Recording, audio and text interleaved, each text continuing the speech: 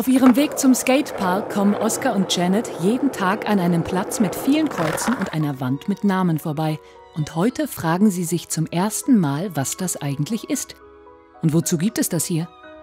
Orte wie diese nennt man Kriegsgräberstätte. Davon gibt es in Deutschland insgesamt etwa 12.000 mit über 1,8 Millionen Kriegstoten. In Europa und darüber hinaus gibt es über 830 deutsche Kriegsgräberstätten, die vom Volksbund Deutsche Kriegsgräberfürsorge e.V. betreut werden. Aber was genau ist eigentlich eine Kriegsgräberstätte? Nun, das ist eine besondere Art von Friedhof, auf dem nur Kriegstote begraben wurden.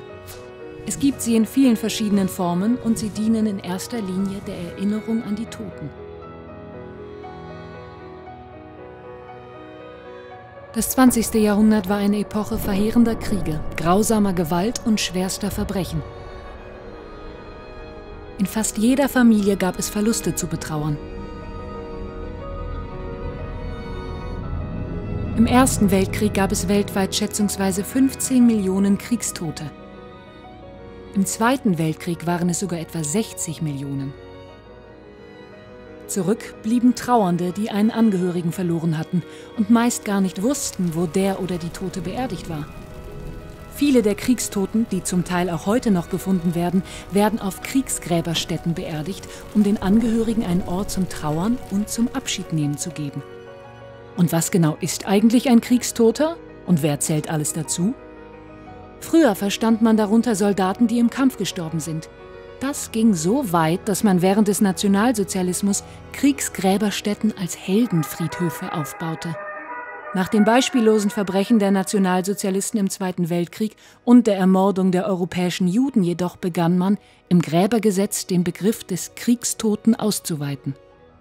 Heutzutage zählen dazu auch zivile Opfer, die im Krieg ums Leben kamen oder ermordet wurden, KZ-Opfer, Kriegsgefangene und Menschen, die bei Flucht, Vertreibung oder durch Zwangsarbeit gestorben sind. Heftig diskutiert wird bis heute die Frage, ob zum Beispiel auch nationalsozialistische Täter in Kriegsgräbern beerdigt sein dürfen. Ein normales Grab kann nach einer Ruhefrist von mehreren Jahren neu belegt werden. Bei Kriegsgräbern ist dies gesetzlich verboten. Diese Orte dienen nämlich nicht nur der privaten Trauer, sie haben auch einen gesellschaftlichen Zweck.